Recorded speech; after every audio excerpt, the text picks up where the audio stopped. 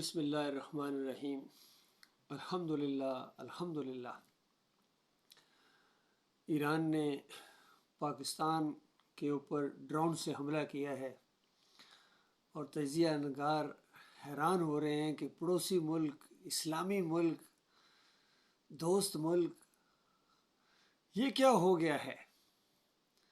الحمدللہ میں نے اس لیے کہا ہے کہ آج سے 7-8 سال پہلے میں نے یہ کتاب جو لکھی تھی دی یونیک سولوشن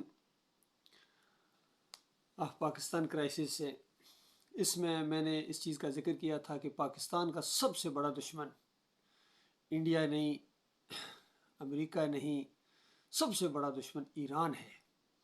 اس پر کچھ لوگوں نے اعتراض بھی کیا تھا، لیکن میرا ایک پوری طرح تجزیہ ہے کہ دیکھیے، جب ایران عراق جنگ ہو رہی تھی تو عراقیوں کو اسلحہ مل رہا تھا روس کی طرف سے، اور ایران کو اسلحہ مل رہا تھا، امریکی اسلحہ، اسرائیل کی طرف سے۔ تو یہ اندر سے ہمیشہ دوست رہے ہیں، بظاہر جو کبھی کبھی نورہ کشتی لڑتے ہیں دنیا کو دھوکہ دینے کے لیے، وہ ان کی چال ہوتی ہے۔ آج اسلام کا جو بدترین دشمن، وہ اسلام جو قرآن اور حدیث کا اسلام ہے، میں اس اسلام کی بات کر رہا ہوں۔ میں آج کے ان مسلمانوں کے اسلام کی بات نہیں کر رہا ہوں، ان کا اسلام اور ہے، قرآن و حدیث کا اسلام اور ہے۔ جو قرآن و حدیث کا اسلام ہے، جو اللہ کے آخری نبی محمد صلی اللہ علیہ وآلہ وسلم نے تمام انبیاء کی طرح جس طرح دعوت اٹھائی، توحید کی، رد شرک کیا، اس اسلام کا شاید ہی کوئی دشمن ہو ان رافضیوں سے زیادہ، شیعوں سے زیادہ، ایرانیوں سے زیادہ۔ ان کی توحید اور ہے، ان کا امامت کا تصور اور ہے، ان کے امام سارے انبیاء سے اوپر ہیں، ان کا عقیدہ اور ہے، انہوں نے سب کچھ بدلی کر دیا، تاریخ بدلی، عقائد بدلے، صحابہ کے مراتب بدلے، اذان بدلی، اسلام بدلا، سب کچھ انہوں نے بدلی کر دیا۔ اللہ کا نام انہوں نے خدا رکھ دیا، صلاۃ نماز بن گئی، اور صوم روزہ کی شکل اختیار کر گیا۔ یہ ساری اصطلاحیں بدلی، ایک نیا دین لے کر آئے ہیں، اور محرم کا آغاز یہ کرتے ہیں اپنے آپ کو مار پٹائی سے۔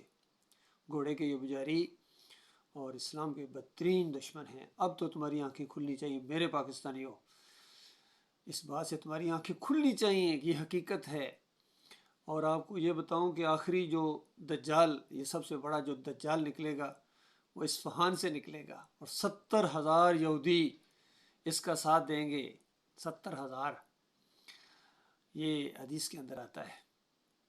باقی ان کا یہ جو ایک پروپیگنڈا ہے، جس کو یہ اولیاء مقبول بھی ہوا دیتے ہیں، ڈاکٹر شاہد بھی، اور سارے ڈاکٹر اسرار بھی، اور علی مرزا انجینئر بھی، سارے لگے ہوئے ہیں، تقی عثمانی ہوں یا کیا نام ہے طارق جمیل ہوں، فضل الرحمان ہوں، سارے اس پر متفق ہیں۔ ایک ہے ان کا کہ مہدی صاحب آئیں گے جی، مہدی صاحب آئیں گے جی، حالانکہ قرآن و حدیث میں کہیں مہدی کا ذکر نہیں ہے، صحیح حدیث میں نہیں ہے، باقی جھوٹی اور منکر روایتوں کے اندر اس کا ذکر ہے، جس کو انہوں نے لے لیا ہے۔ نہ بخاری میں ہے، نہ مسلم میں ہے۔ دیکھیے، اتنی بڑی بات ہو اور بخاری اور مسلم میں ہے ہی کوئی نہیں۔ مسلمانوں کی جماعت کا ذکر ہے، ان کے امیر کا ذکر ہے۔ یہ جو مہدی اور وہ 4 سال کا وہ جو اصلی قرآن لے کے بھاگا تھا، وہ کہتے ہیں واپس آئے گا، یہ بالکل جھوٹ ہے، بالکل جھوٹ ہے، سفید جھوٹ ہے اللہ کے بندوں۔ لہٰذا ابھی تمہاری آنکھیں کھلنی چاہیے، اور اس کا ایک زبردست قسم کا جواب ہونا چاہیے، اور پوری طرح ان کو سبق سکھانا چاہیے ان اللہ کے دشمنوں کو، جس طرح عمر بن خطاب رضی اللہ تعالیٰ ان کے ساتھ کیا تھا۔ اب دیکھتے ہیں ہمارے جنرل عاصم منیر صاحب کیا ایکشن لیتے ہیں، کہ وہ والا معاملہ تو نہیں ہے کہ اب کے مار کے دیکھ، پھر اس نے مارا چانٹا منہ کے اوپر، اس نے کہا اب کے مار کے دیکھ، پھر چانٹا اس نے زبردست مارا، اس نے کہا اب تو مار رہے تو سالے تو اب کے مار کے دیکھ۔ تو یہ معاملہ، یہ پالیسی کھیلی جا رہی ہے انڈیا کے ساتھ بھی، اور اب ایران کے ساتھ بھی، اور یہودیوں کے ساتھ بھی۔ اصل میں وہ جو ایمان کی ایک روح ہوتی ہے، وہ ان مسلمانوں کے اندر سے نکل گئی ہے۔ یہ اللہ کی بندگی کے بجائے یہ مزاروں کے بندے ہیں، گنبد کے بندے ہیں، جمہوریت کے بندے ہیں، تعویذوں کے بندے ہیں، پیروں کے بندے ہیں، مولیوں کے بندے ہیں۔ نہیں بندے، یہ صرف اللہ کے بندے نہیں ہیں۔ جس دن یہ اللہ کے بندے بن جائیں گے نا، اس دن دیکھیے کس طرح انقلاب آئے گا۔ بہرحال اللہ کی دعوت جاری ہے، دعوت اللہ رجوع اللہ کی طرف بلایا جا رہا ہے کہ لوگوں اپنی زندگی کے مقصد کو سمجھو، چند دنوں کا یہ معاملہ ہے، ان دنیاوی چکروں سے نکلو اور آخرت کی فکر کرو۔ تمہیں آخرت کے لیے بنایا گیا ہے اور وہاں ہمیشہ تمہیں رہنا ہے، اور وہاں آخرت کا جو فیصلہ ہوگا وہ ایمان کی بنیاد کے اوپر ہوگا۔ وہ ترازو جب لگایا جائے گا نا، اس دن تم زیرو ثابت ہوگے۔ آج کے بڑے بڑے سمجھدار، بڑے بڑے پڑھے لکھے، بڑے بڑے علامہ اور بڑے بڑے سیاسی لیڈر اور بڑے بڑے عسکری لیڈر اگر ایمان کی طرف نہ آئے، توحید کی طرف نہ آئے، ایمان خالص نہ کیا، اللہ کو اکیلا مالک نہ مانا، تو پھر ان کو ہمیشہ کی آگ کے اندر رہنا پڑے گا۔ دنیا کی ذلت تو اپنی آنکھوں سے دیکھ رہے ہو، اور وہاں کی جو ذلت ہے وہ اس ذلت سے بہت ہی بڑی ہے۔ لہٰذا ایمان خالص کرو، سمجھو اپنے دشمنوں کو اور اللہ کے دشمنوں کو۔ یہ اللہ کے دشمن ہیں، یہ توحید کے دشمن ہیں، یہ شرک کے چاہنے والے ہیں۔ ان کا نعرہ ہے یا علی مدد، کوئی یا رسول مدد لگا رہا ہے، کوئی یا غوث مدد لگا رہا ہے، کوئی لبیک یا رسول، کوئی لبیک یا حسین۔ یہ سارے اللہ کے دین کے مقابلے میں کھڑے ہو گئے، انہوں نے صف بندی کی ہوئی ہے ایمان خالص کے خلاف۔ لہٰذا وقت آ گیا ہے کہ کھول کے بات بتائی جائے، اور میں آپ کا بھائی ہوں، میں کوئی مولوی نہیں ہوں، میں کوئی پیر نہیں ہوں، میں کوئی سیاسی فریب کار نہیں ہوں۔ میں 7 پنجاب ریجمنٹ کا افسر ہوں الحمدللہ۔ 70th PM میں لانگ کورس میں پاس آؤٹ ہوا تھا، اور 7 پنجاب ریجمنٹ میں نے جوائن کی تھی۔ وہاں بھی میں نے یہی بات کی، ایمان عقیدے کی بات کی، توحید کی بات کی۔ تو وہاں کے جو ہمارے کرنل نجم الحسن ملک، وہ بھی رافضی تھے، انہوں نے اس طرح منہ پر ہاتھ پھیر کے کہا کہ میں دیکھتا ہوں تم فوج کے اندر کیسے رہتے ہو۔ تو اس کے بعد اس نے ایک ایسا کھیل کھیلا، اور ہمارے سنی بھائی بھی ان کی چکروں میں آ جاتے ہیں، اور ذرا برابر ان کو اللہ کا کوئی وقار نہیں، اللہ کی کوئی عزت نہیں، کہ اللہ کا معاملہ تھا، انہوں نے اس کو عام روٹین سمجھا اور اس چکروں میں آ کے ایک اپنے بھائی کو فوج سے نکال دیا۔ بہرحال کو نہیں، وہ معاملہ علیحدہ ہے، یہ تو ضمن بات بیچ میں لے آیا ہوں صرف یہ بتانے کے لیے کہ یہ دنیا کی ذلت تمہارے ساتھ چمٹا دی گئی۔ ایٹمی قوت ہونے کے باوجود تمہارا پوری دنیا میں کوئی نام نہیں ہے۔ آج بھی اگر تم اللہ پر ایمان لے آؤ، خالص ایمان توحید کی طرف آؤ، تو یقین کرو تمہارا رعب اور دبدبہ پوری دنیا کے اندر چھا سکتا ہے۔ کسی کی جرت نہیں ہوگی تمہاری طرف اپنا میزائل کا رخ کر سکے، بلکہ تمہارے میزائلوں کے رخ ادھر ہوں گے، اور ان کو اسلم تسلم کی دعوت دی جائے گی کہ اسلام قبول کرو، یا پھر میدان جنگ فیصلہ کرے گا، یا جزیہ دے کے چھوٹے بن کے رہو۔ جزیہ دو گے تو ہم تمہاری حفاظت کریں گے، پھر تمہیں فوجیں رکھنے کی اجازت نہیں ہوگی۔ اس انداز سے جب آگے بڑھو گے اللہ کے بندو، تو یہ انڈیا اور ایران کیا چیز ہے، سعودی عرب اور سارے امریکہ ہو گیا، فرانس ہے، جرمنی ہے، روس ہے، چائنا ہے، سب تمہارے سامنے گھٹنے ٹیکیں گے اور جزیہ دیں گے مسلمانوں۔